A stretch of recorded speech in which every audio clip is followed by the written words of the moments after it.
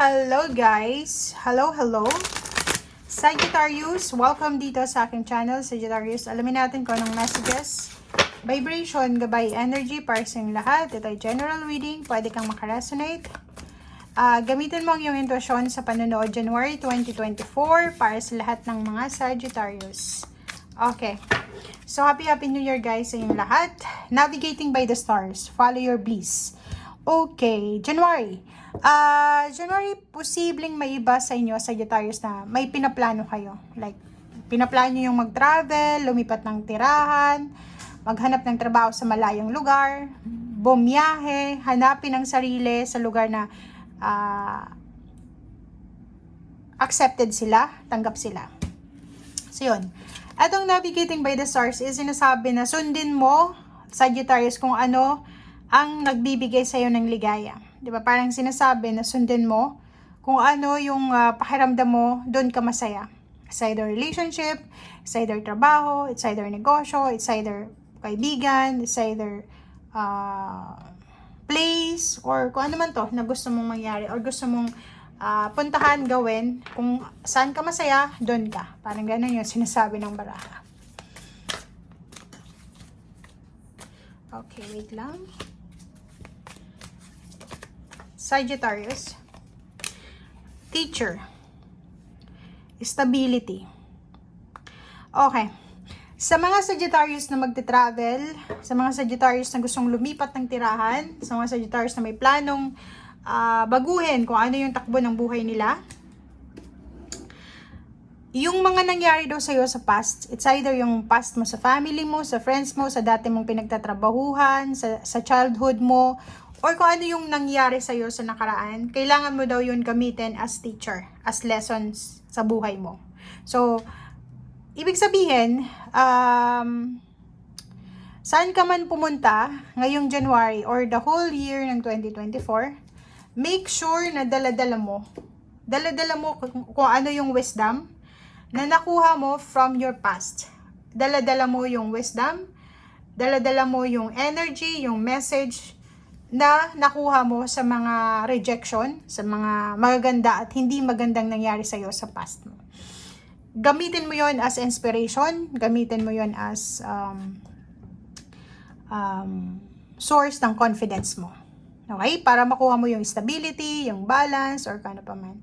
Pero ang nakikita natin dito, if ever man na nawawalan ka ng pag-asa, or pwedeng hindi ka masyadong confident sa gusto mong gawin, sa gusto mong puntahan, sa plano mo, ang teacher card na to is parang sinasabi na lumingon ka sa pinanggalingan mo, lumingon ka sa family mo, lumingon ka doon sa mga taong naging source mo ng strength and happiness.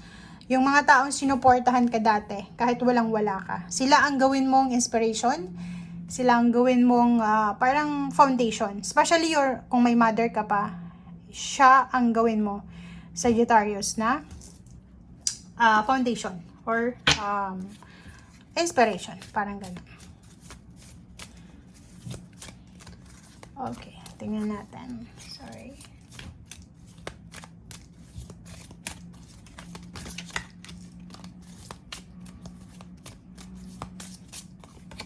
Okay. Ooh. So, 35-8. So, nakikita natin guys na may mga issues, may mga nangyari sa'yo sa 2023 or may mga, yung mga paghihirap na naranasan mo sa 2023 or pwedeng hindi rin paghihirap to. Mga challenges lang. Challenges, tribulation, setbacks na pwedeng tumigil na. Diba, may mga nangyari hindi maganda, like problema sa pera, relationship, pag-aaway sa pamilya, ang posibleng matigil na ngayong January onwards. Kasi kung makikita mo to, ibig sabihin, nakatigil yung barko. Diba? So, ibig sabihin, hindi ka nagsisailing. So, may mga issues from your past year, months na posibleng masettle this January. Kalmado yung yung dagat. So, hindi siya wavy. So, parang it's a new life, new beginnings na parang ibinibigay sa'yo ng universe na pagkakataon para makapagsimula ka ng buhay na gusto mo. Okay. Ang ganda. Ikaw ba yan? Ikaw yan? Or ibang tao yan? Or ikaw yan? Or yung ex mo? Kasi kung makikita mo dito, pwedeng ikaw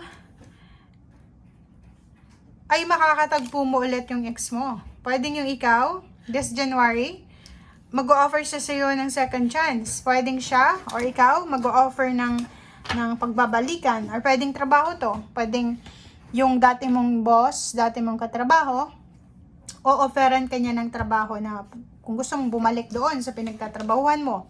So, pwedeng maging masaya ka. Sobrang saya mo kasi, 'di ba? May offer. Pwede din dito na may kakilala ka. Like, kakilala mo dati mong kaklase, dati mong kapitbahay, relatives mo from mga nasa malayong lugar na, ang posibleng mag-offer sa'yo ng pagkakataon. Kung single ka, pwedeng ireto ka sa single din, or pwedeng sa financially stable na individual. And may posibleng dahilan dito kung bakit aapo yung cups mo. Good news. Ang dami-daming good news dito.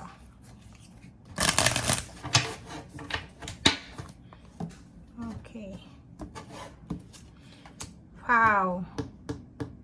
So, nakikita ko, sir, dito, it's either new baby, and abundance. So, nakikita ko may babae dito. Sagittarius, babae ka ba? Kasi pwedeng meron dito sa inyo na mabubuntis this January, or pwedeng buntis ka ngayon, manganganak ka ng January, or pwedeng malalaman mo pa lang na buntis ka, Sagittarius. Comment down below. So, pwedeng yun. Pwedeng new baby, new work, pagbabalikan ng mga nagkahiwalay, reconciliation ng family, ang posibleng magbigay sa'yo ng saya. So, meron ditong 10 of Cups. Ang 10 of Cups na yan is pwedeng may iba sa inyo dyan, nasa ibang lugar nakatira, Sagittarius, pwedeng uuwi kayo sa pamilya nyo, homecoming, reunion, pwedeng yung iba sa inyo dyan, mga anak nyo to, pwedeng yung anak nyo nagtrabaho sa ibang lugar, nag-aral sa ibang lugar, pwedeng umuwi sila or aalis sila this January. So, comment down below if resonated ka.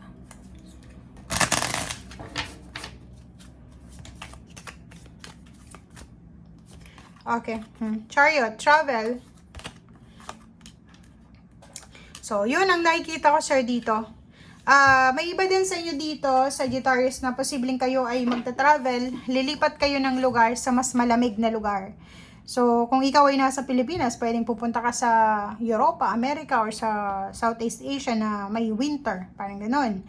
Yung iba din sa inyo dito, pwedeng may progress tungkol sa relationship. 'Di ba? Parang yung mga relationship dito ay magbo-blossom, next level, may kakasal. Yun, may kakasal, may magta-travel together. Magta-travel sila, magkasama silang magta-travel kasi magkasama din silang maghahanap ng trabaho. Lilipat sila ng bahay. Or kung ano man tong progress na posibleng gawin nila. Okay? Thank you, guys. Bye!